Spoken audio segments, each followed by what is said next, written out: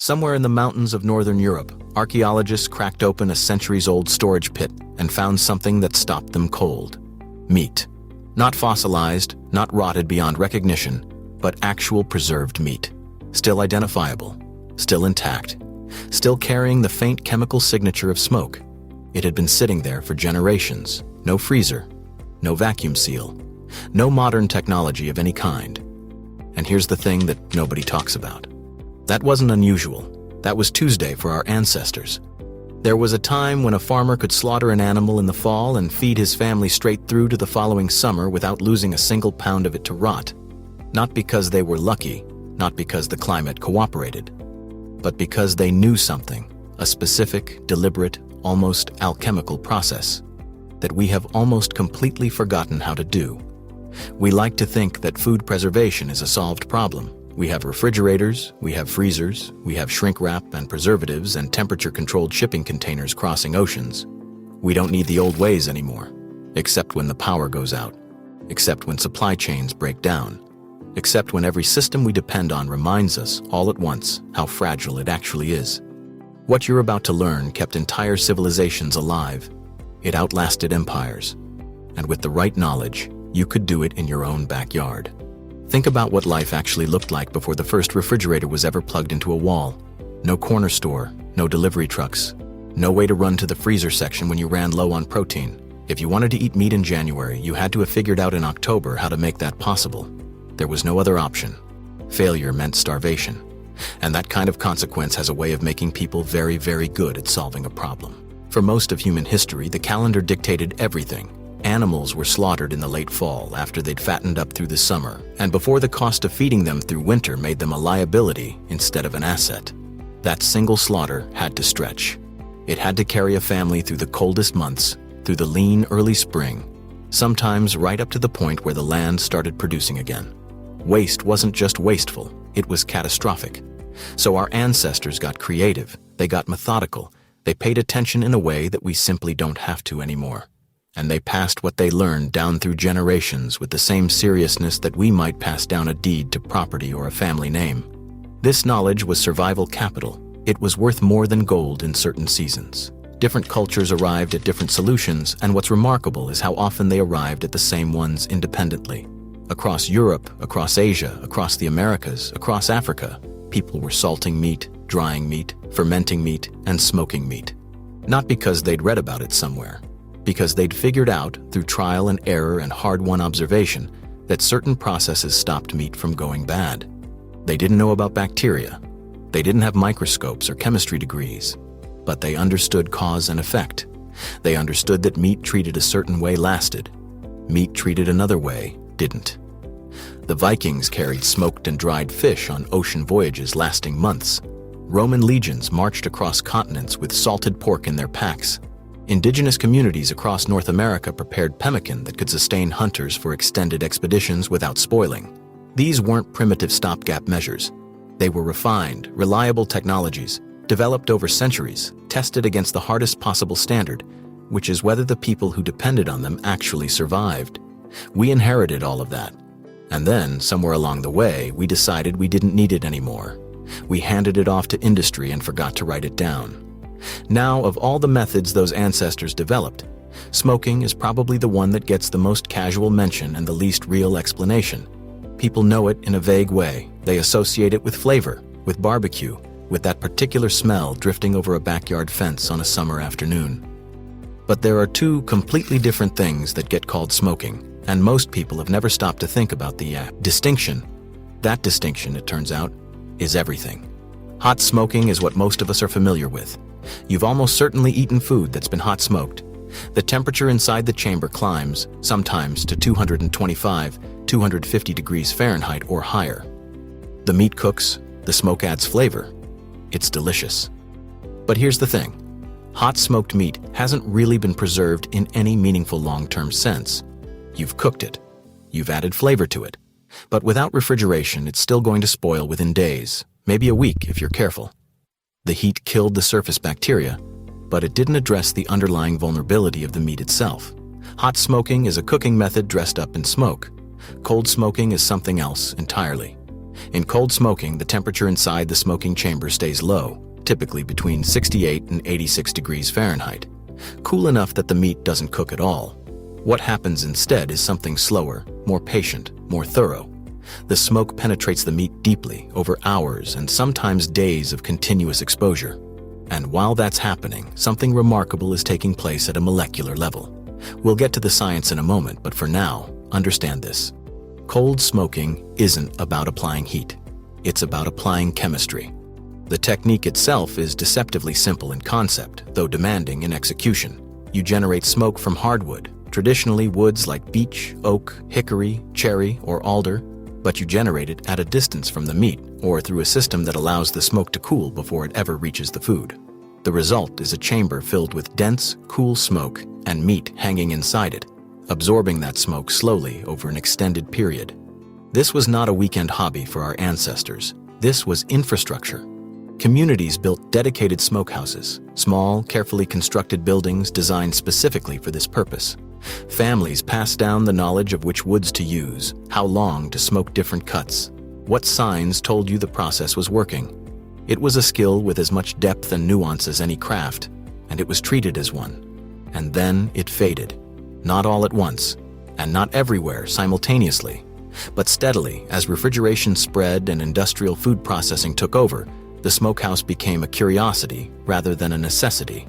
The knowledge didn't disappear completely, but it stopped being common. It stopped being assumed. And most people alive today have never seen it done properly, let alone done it themselves. So why does it actually work? Because when you look at cold smoking from a purely practical standpoint, it seems almost too simple. You're hanging meat in a room full of smoke, no extreme heat, no chemicals, no sealed packaging. And yet the result is something that can last for months, sometimes years, without spoiling. That seems like it shouldn't be possible, but the science behind it is surprisingly elegant. It starts with water. Bacteria, the kind that rots your food and can make you seriously ill, needs moisture to survive and multiply. Remove enough of that moisture, and you deny bacteria the environment it needs to do any damage. Smoke does this. The warm, dry air carrying those smoke particles pulls moisture out of the surface of the meat continuously over the long smoking period. The outer layers essentially begin to dry and harden, forming what processors sometimes call a pellicle, a kind of protective skin that seals the interior and slows further moisture loss from within. That barrier alone is significant. But the smoke itself isn't just a delivery system for dry air. It's a chemical cocktail. When hardwood burns, it releases hundreds of different compounds into that smoke: phenols, aldehydes, organic acids, and a range of antimicrobial substances that are genuinely hostile to microbial life. These compounds don't just sit on the surface of the meat. Over hours and days of exposure, they penetrate inward. They lower the pH of the outer layers, creating an acidic environment that bacteria struggle to establish themselves in. They interfere with the cellular processes of microorganisms. Some of them are actively bactericidal. They kill on contact. Then there's the fat. Smoke compounds are drawn to fat, and they bond with it in ways that slow oxidation, the process that turns fat rancid. Rancidity is one of the primary reasons preserved meat eventually becomes inedible, even when bacteria aren't the culprit. Cold smoke essentially buys you time against that process too, and none of this even accounts for what happens before the smoke. The salting and preparation stages that often precede cold smoking, which we'll get to shortly. On its own, cold smoking is already doing multiple things simultaneously. It's dehydrating the surface. It's depositing antimicrobial compounds. It's protecting against oxidation. It's creating a physical barrier. Each mechanism reinforces the others. What you're left with is not just preserved meat. You're left with meat that has been fundamentally transformed at a chemical level, made inhospitable to the very organisms that would otherwise destroy it. Our ancestors didn't know the terminology. They didn't know what phenols were, but they knew it worked, and they were right. So here's where things get really interesting, because cold smoking alone is impressive, but it was almost never used alone. The people who developed these techniques over centuries, through trial and error, through hard winters and failed harvests, through entire communities depending on what they could store, they figured out something that modern food science has since confirmed. Salt curing and cold smoking don't just complement each other, they multiply each other. The combination produces results that neither method could achieve independently, and the gap between them is not small. Let's start with what salt actually does to meat before smoke ever enters the picture. When you apply a salt cure, whether that's a dry rub packed tightly against the surface or a liquid brine the meat sits in for days, you're triggering osmosis. The salt draws moisture out of the muscle tissue from the inside, and it doesn't stop at the surface. Given enough time, the salt itself migrates inward, moving deeper into the meat, displacing water as it goes. What you're left with is meat that has been fundamentally deprived of the internal moisture that bacteria need to survive, not just on the outside, throughout. This is critical, because one of the limitations of cold smoke on its own is penetration. The antimicrobial compounds in smoke are highly effective at the surface. They form that protective barrier we talked about. But deep inside a thick cut of meat, they don't reach, at least not quickly. Salt curing solves that problem. It works from within, pulling moisture out, pushing protection in, so that by the time the smoke begins its work on the exterior, the interior has already been conditioned. And then the smoke comes in and does something else. It seals what the salt started. The compounds that bond to the surface proteins create a casing, not literally impenetrable, but functionally resistant. It slows any reabsorption of moisture from the surrounding environment. It locks in the dehydrated state the salt achieved. The two processes essentially hand off to each other in a relay that leaves bacteria with almost nowhere to go. There's also something happening chemically between the salt and the smoke compounds themselves. The cured surface is slightly more receptive to smoke absorption. The proteins that have been modified by the salt interact differently with phenols and other compounds than fresh, uncured meat would. You get deeper, more effective smoke penetration at the surface level, which means a more robust protective barrier. The result of doing both, done correctly, done patiently, is meat that can last not weeks, not months, but potentially years. Not as a curiosity, not as a survival gimmick, as a genuinely stable, edible food product. And the forgotten part isn't really the technique itself. Both things exist. People still salt meat. People still cold smoke. The forgotten part is the understanding of why doing them together, in the right order, with the right timing, produces something categorically different. That knowledge got lost in the convenience of refrigeration, but it didn't disappear entirely. So let's actually walk through this. Because knowing the theory is one thing, knowing how to do it with your own hands, in your own backyard, is something else entirely. Start with your meat selection. Not every cut is equal here. Thicker, denser cuts work best. Pork belly, pork shoulder, beef brisket, whole legs of lamb. You want enough mass that the curing process has time to work through the tissue evenly. Thin cuts can cure too fast on the outside while the interior lags behind, and that uneven penetration is where problems start. Aim for cuts that are at least 2 inches thick at their narrowest point. Now the cure. You're working with a dry cure here, not a brine. The ratio that most traditional practitioners land on is roughly 40 grams of salt per kilogram of meat, combined with a small amount of curing salt, what's often sold as pink salt or Prague powder. Number 1. The curing salt contains sodium nitrite, and this is not optional if you want genuine long-term preservation. It's what closes the door on botulism. Don't let anyone convince you to skip it. Coat every surface of the meat completely and thoroughly, every edge, every crevice. Pack it into any folds or seams. Then place the meat in a non-reactive container, glass or food-grade plastic, and refrigerate it. The curing time depends on thickness. A general rule is 1 day of curing per quarter inch of thickness, plus 2 additional days as a buffer. A 3-inch thick pork belly might cure for 14 to 16 days. During that time, flip the meat daily. Liquid will accumulate. That's the osmotic draw doing exactly what it's supposed to do.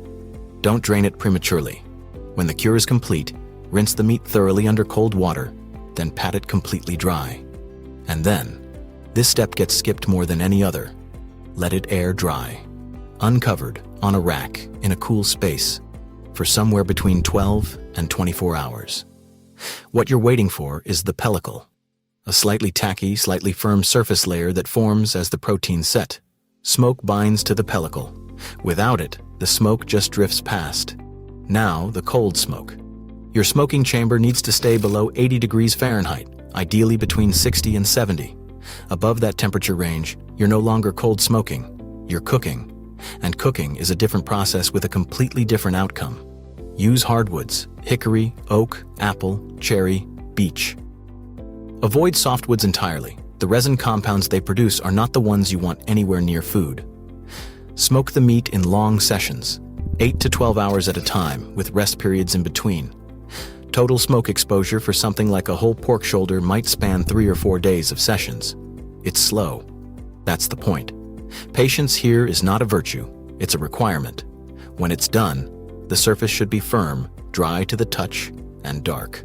Store it hanging in a cool, dry, well-ventilated space, and then you wait. And here's the thing that tends to stop people cold when they first hear it. This isn't ancient history. This isn't something that died out with the Roman Empire or faded away when supermarkets arrived. People are doing this right now. Today. In places that never stopped, and in places that made a conscious decision to come back to it. Take the mountain villages of Bosnia and Herzegovina. There, a product called suho meso, literally dry meat, has been made the same way for centuries.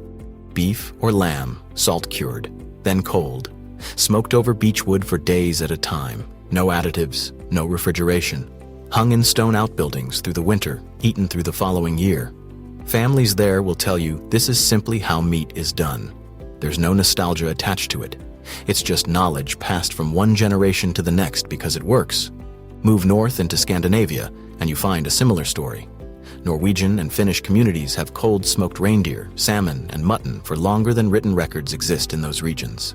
The technique is so embedded in the culture that it carries legal and geographic protection, the same kind of designation given to Champagne or Parmigiano Reggiano. It isn't just food, it's identity. Cross into Mongolia, and you'll find nomadic families who still prepare borts, a wind-dried, sometimes lightly smoked meat that gets shaved into boiling water and reconstituted months after it was made.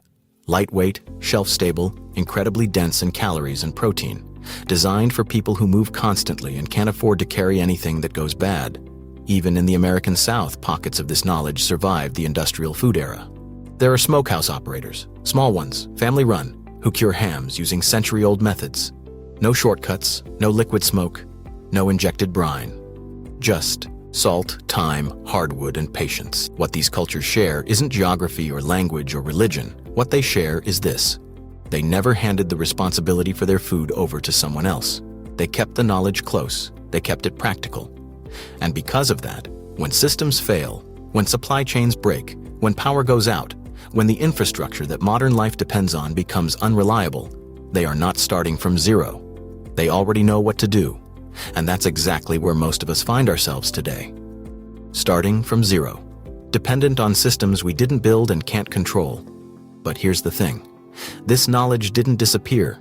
It was just set aside, quietly, gradually, replaced by convenience. And convenience is wonderful, right up until it isn't. The salt, the smoke, the patience. None of it requires a degree or expensive equipment or a perfect setup. What it requires is the decision to learn it, to actually do it once with your hands and understand why it works. Because when you know how to preserve your own food, real food for real stretches of time, something shifts. You stop feeling like a passenger in your own survival. You become someone who knows, someone who could teach it, someone who, if everything else stopped working tomorrow, would not go hungry. That knowledge is yours to reclaim. It always was. The only question is whether you reach for it.